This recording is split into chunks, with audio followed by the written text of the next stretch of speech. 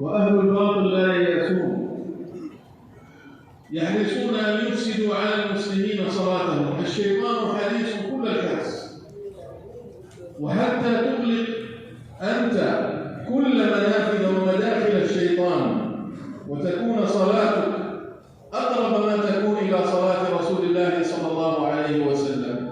فينبغي علينا أن نتعلم فضائل هذه الصلاة، وأن نتعلم مسائل هذه الصلاة، أن نعرف أن صلاة الفجر والعصر من صلى البردين دخل الجنة، وأن صلاة الجماعة تعدل صلاة الإنسان لوحده الفرد، تزيد عنها ب25 أو ب27 درجة.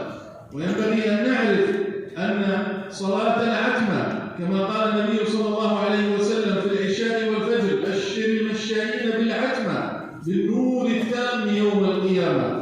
وكما قال النبي صلى الله عليه وسلم في صلاة الفجر والعشاء: من صلى العشاء في جماعة فكأنما قام نصف الليل، ومن صلى الفجر في جماعة فكأنما قام الليل كله. هذه الفضائل ينبغي أن نتعلمها، ينبغي أن نبحث عن فضائل هذه الصلوات. ما الذي قاله فيها صلى الله عليه وسلم؟ ما الذي تعلمه الصحابة رضي الله عنهم في فضائل هذه الصلوات من الرسول صلى الله عليه وسلم؟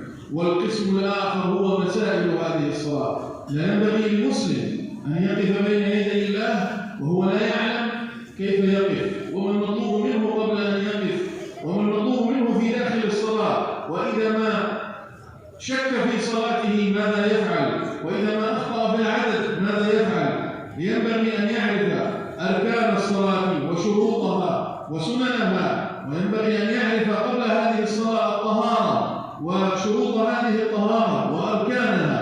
هذا العلم لا بد منه، ولا ينبغي للمسلم أن يقصر في طلب هذا العلم، فإنه يتعلق بأعظم فرائض الله وأركان الإسلام بعد الشهادتين، وهي الصلاة. नमाज अल्लाह और बंदे के दरमियान ये जोड़ है। अगर नमाज चलेगी तो जोड़ खत्म, ये अल्लाह से कट गया। शैतान कभी भी बंदों से मायूस होगा, वो मेहनत में लगा होगा। शैतान और उसके दरिंदे और बातिल वाले जितने हैं, वो सारे इस कोशिश में हैं किसी तरह इस बंदे को अल्लाह से दूर करें, और हर तरफ से हमले करते हैं, हर तरफ से कोशिश करते हैं। तो मुसलमान की भी जिम्मेदारी है ये अपनी नमाज पे मेहनत करें। जितने शैतान के दाखिल होने के रास्ते सारे बंद करें, न इसकी नमाज में ऐसी अच्छी अपनी नमाज को बनाए, न कानों के रास्ते से शैतान आ सके, न नजर के रास्ते से आ सके, न सोच के रास्ते से आ सके, किसी तरीके से भी कोई शैतान इसकी नमाज में ना आ सके। अब ऐसी नमाज इसकी हो जिसमें पूरी तवज्जो ध्यान अल्लाह की तरफ हो, वो कैसे होगी? उसके लिए ये नमाज के फज़ाइल का इस्तेहज़ार है। नमाज में मिलेगा क्या, ताकि इसकी ये नमाज शौक ज़ौक़ के साथ पढ़े, पूरी तवज्जो से पढ़े, नमाज के फज़ाइल इसके सामने हो। हदीस पाक में आता है, नबी सल्लल्लाहु ने इरशाद फरमाया, जो आदमी 2 ठंडी नमाजें पढ़ ले वो जन्नत में दाखिल हो गया, जन्नत जाएगा नहीं, हो गया। फजर और असर 2 नमाजें पढ़ ले जन्नत में चला गया।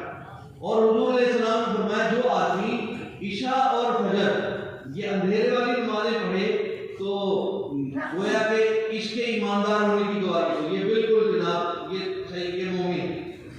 और जो आदमी रात की नमाज पढ़ ले गोया कि इसने आधी रात क़ियाम कर लिया, फजर की नमाज पढ़ ली, अल्लाह की जिम्मेदारी में आ गई।